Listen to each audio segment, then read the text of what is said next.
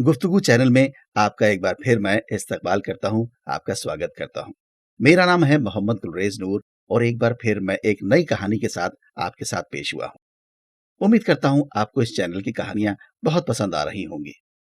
इसलिए आपसे गुजारिश करूंगा कि इस चैनल को सब्सक्राइब करें, कमेंट करें, लाइक करें और शेयर करें।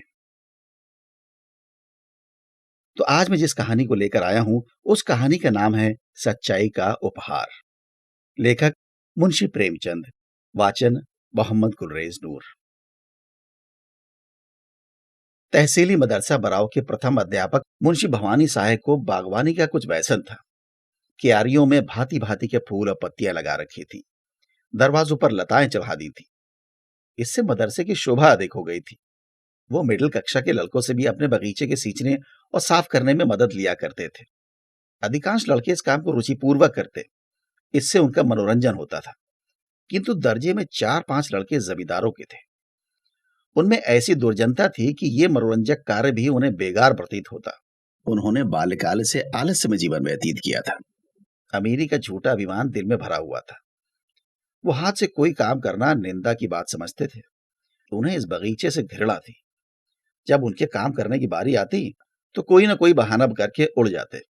इतना ही नहीं, दूसरे लड़कों को बहकाते और कहते, वाह, पढ़े फारसी बेचे तेल। यदि खुरपी कुदारी करना है तो मदरसे में किताबों से सिर मारने की क्या जरूरत। यहाँ पढ़ने आते हैं, कुछ मजूरी करने नहीं आते। मुंशी जी इस अवज्ञा के लिए उन्हें कभी कभी दंड दे देते थे। इससे उनका द्वेष और भी बढ़ता था। अंत में यहां तक नौबत पहुंची कि एक दिन उन लड़कों ने सलाह करके उस पुष्प वाटिका को विध्वंस करने का निश्चय किया। 10 बजे मदरसा लगता था, किंतु उस दिन वो 8 बजे ही आ गए और बगीचे में घुसकर उसे उजाड़ने लगे। कहीं पौधे उखाड़ फेंके, कहीं क्यारियों को रौंद डाला, पानियों की नालियां तोड़ डाली, क्यारियों की मेड़े खोद डाली। मारे भय के छाती धड़क रही थी कि कहीं कोई देखता ना हो। लेकिन एक छोटी सी फुलवाड़ी के उजड़ते कितनी देर लगती है। 10 मिनट में हरा भरा बाग नष्ट हो गया। तब ये लड़के शीघ्रता से निकले, लेकिन दरवाजे तक आए थे कि उन्हें अपने एक सहपाठी की सूरत दिखाई दी। ये एक दुबला पतला दरिद्र और चतुर लड़का था। उसका नाम था बाज बहादुर। बड़ा गंभीर शांत लड़का था। उधम पार्टी के लड़के उसे जलते थे। उसे देखते ही उनका रक्त सूख गया। विश्वास हो गया कि इसने जरूर देख लिया। ये मुंशी जी से कहे बिना न रहेगा। बुरे फंसे। आज कुशल नहीं है। ये राक्षस इस समय यहां क्या करने आया था। आपस में इशारे हुए कि मिला लेना चाहिए। जगत सिंह उनका मुखिया था। आगे बढ़कर बोला, आज इतने सवेरे कैसे आ गए। हमने तो आज तुम लोगों की गले की फांसी छुड़ा दी। लाला बहुत दिक किया करता था, ये करो वो करो, मगर यार देखो, कहीं मुंशी जी से जड़ मत देना, नहीं तो लेने के देने पड़ जाएंगे। जयराम ने कहा, ये क्या देंगे, अपने ही तो हैं। हमने जो कुछ किया है सबके लिए किया है, केवल अपनी ही भलाई के लिए नहीं। चलो यार, तुम्हें बाजार की सैर करा दें, मुंह मीठा करा दें। बाज बहादुर ने कहा, नहीं, मुझे आज घर पर पाठ करने का अवकाश नहीं मिला, यहीं बैठकर पढ़ूंगा। जगत सिंह, अच्छा, मुंशी जी से कहोगे तो ना।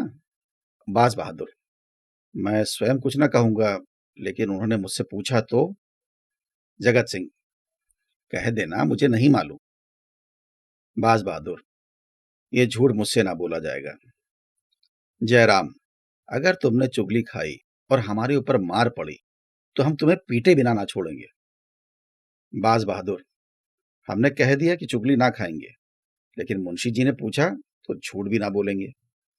जयराम, तो हम तुम्हारी हड्डियां भी तोड़ देंगे।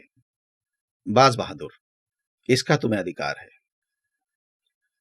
10 बजे जब मदरसा लगा और मुंशी भवानी साहब ने बाग की ये दुर्दशा देखी तो क्रोध से आग हो गए। बाग उजड़ने का इतना खेद न था जितना लड़कों की शरारत का। यदि किसी सांड ने यह दुष्कृत्य किया होता तो वो केवल हाथ बलकर रह जाते, किंतु लड़कों के इस अत्याचार को सहन न कर सके। ज्यों ही लड़के दर्जे में बैठ गए, वो तेवर बदले हुए आए और पूछा, ये बाग किसने उजाड़ा है। कमरे में सन्नाटा छा गया। अपराधियों के चेहरों पर हवाइयां उड़ने लगी। मिडिल कक्षा के 25 विद्यार्थियों में कोई ऐसा न था जो इस घटना को ना जानता हो, किंतु किसी में यह साहस ना था कि उठकर साफ साफ कह दे। सबके सब सिर झुकाए मौन धारण किए थे। मुंशी जी का क्रोध और भी प्रचंड हुआ। चिल्लाकर बोले, मुझे विश्वास है कि ये तुम ही लोगों में से किसी की शरारत है। जिसे मालूम हो स्पष्ट कह दे, नहीं तो मैं एक सिरे से पीटना शुरू करूंगा, फिर कोई ये ना कहे कि हम निरपराध मारे गए। एक लड़का भी ना बोला, वही सन्नाटा। मुंशी जी, देवी प्रसाद, तुम जानते हो? देवी, जी नहीं, मुझे नहीं मालूम। शिवदत्त, तुम जानते हो? जी नहीं, मुझे कुछ नहीं मालूम। बाज बहादुर, तुम कभी झूठ नहीं बोलते, तुम्हें मालूम है? बाज बहादुर खड़ा हो गया। उसके मुखमंडल पर वीरत्व का प्रकाश था, नेत्रों में साहस झलक रहा था। बोला, जी हां। मुंशी जी ने कहा, शाबाश। अपराधियों ने बाज बहादुर की ओर रक्तवर्ण आंखों से देखा और मन में कहा, अच्छा। भवानी सहाय बड़े धैर्यवान मनुष्य थे। यथाशक्ति लड़कों को यातना नहीं देते थे, किंतु ऐसी दुष्टता का दंड देने में वो लेश मात्र भी दया न दिखाते थे। छड़ी मंगाकर पांचों अपराधियों को 10-10 छड़ियां लगाईं। सारे दिन बेंच पे खड़ा रखा और चाल चलन के रजिस्टर में उनके नाम के सामने काले चिन्ह बना दिए। बाज बहादुर से शरारत पार्टी वाले लड़के यूं ही जला करते थे। आज उसकी सच्चाई के कारण उसके खून के प्यासे हो गए। यंत्रणा में सहानुभूति पैदा करने की शक्ति होती है। इस समय दर्जे के अधिकांश लड़के अपराधियों के मित्र हो रहे थे। उनमें षड्यंत्र रचा जाने लगा कि आज बाज बहादुर की खबर ली जाए। ऐसा मारो कि फिर मदरसे में मुंह ना दिखाए। ये हमारे घर का भेदी है। दगाबाज बड़ा सच्चे की दुम बना है। आज इस सच्चाई का हाल मालूम हो जाएगा। बेचारे बाज बहादुर को इस गुप्त लीला की जरा भी खबर ना थी। विद्रोहियों ने उसे अंधकार में रखने का पूरा यत्न किया था। छुट्टी होने के बाद बाज बहादुर घर की तरफ चला। रास्ते में एक अमरूद का बाग था। वहां जगत सिंह और जयराम कई लड़कों के साथ खड़े थे। बाज बहादुर चौंका, समझ गया कि ये लोग मुझे छेड़ने पर उतारू हैं, किंतु बचने का कोई उपाय ना था। कुछ हिचकता हुआ आगे बढ़ा। जगत सिंह बोला, आओ लाला, बहुत राह दिखाई, आओ सच्चाई का इनाम लेते जाओ। बाज बहादुर, रास्ते से हट जाओ, मुझे जाने दो। जयराम, जरा सच्चाई का मजा तो चखते जाइए। बाज बहादुर, मैंने तुमसे कह दिया कि जब मेरा नाम लेकर पूछेंगे तो मैं कह दूंगा। जयराम, हमने भी तो कह दिया था कि तुम्हें इस काम का इनाम दिए बिना ना छोड़ेंगे। ये कहते ही वो बाज बहादुर की तरफ घूंसा तानकर बढ़ा। जगत सिंह ने उसके दोनों हाथ पकड़ने चाहे। जयराम का छोटा भाई शिवराम अमरूद की एक टहनी लेकर झपटा। शेष लड़के चारों तरफ खड़े होकर तमाशा देखने लगे। ये रिजर्व सेना थी, जो आवश्यकता पड़ने पर मित्र दल की सहायता के लिए तैयार थी। बाज बहादुर दुर्बल लड़का था। उसकी मरम्मत करने को वो 3 मजबूत लड़के काफी थे। सब लोग यही समझ रहे थे कि क्षण भर में ये तीनों उसे गिरा देंगे। बाज बहादुर ने देखा कि शत्रुओं ने शस्त्र प्रहार करना शुरू कर दिया, तो उसने कनखियों से इधर उधर देखा। तब तेजी से झपटकर शिवराम के हाथ से अमरूद की टहनी छीन ली और 2 कदम पीछे हटकर टहनी ताने हुए बोला, तुम मुझे सच्चाई के इनाम या सजा देने वाले कौन होते हो? दोनों ओर से दांव पेच होने लगे। बाज बहादुर था तो कमजोर, पर अत्यंत चपल और सतर्क था। उस पर सत्य का विश्वास हृदय को और भी बलवान बनाए हुए था। सत्य चाहे सिर कटा दे, लेकिन कदम पीछे नहीं हटता। कई मिनट तक बाज बहादुर उछल उछल कर वार करता और हटाता रहा, लेकिन अमरूद की टहनी कहां तक थाम सकती। जरा देर में उसकी धज्जियां उड़ गई। जब तक उसके हाथ में वो हरी तलवार रही, कोई उसके निकट आने की हिम्मत न करता था। निहत्था होने पर भी वो ठोकरों और घूसों का जवाब देता रहा, पर अंत में अधिक संख्या ने विजय पाई। बाज बहादुर की पसली में जयराम का एक घूसा ऐसा पड़ा कि वो बेदम होकर गिर पड़ा। आंखें पथरा गईं और मूर्छा सी आ गई। शत्रुओं ने यह दशा देखी तो उनके हाथों के तोते उड़ गए। समझे इसकी जान निकल गई। बेहताशा भागे। कोई 10 मिनट के पीछे बाज बहादुर सचेत हुआ। कलेजे पर चोट लग गई थी। घाव ओछा पड़ा था, जिस पर भी खड़े होने की शक्ति ना थी। साहस करके उठा और लंगड़ाता हुआ घर की ओर चला। उधर ये विजयी दल भागते भागते जयराम के मकान पर पहुंचा। रास्ते में ही सारा दल तितर बितर हो गया। कोई इधर से निकल भागा, कोई उधर से। कठिन समस्या आ पड़ी थी। जयराम के घर तक केवल 3 सुदृढ़ लड़के पहुंचे। वहां पहुंचकर उनके जान में जान आई। जयराम, कहीं मर ना गया हो, मेरा घूसा खूब बैठ गया था। जगत सिंह, तुम्हें पसली में नहीं मारना चाहिए था, अगर तिल्ली फट गई होगी तो ना बचेगा।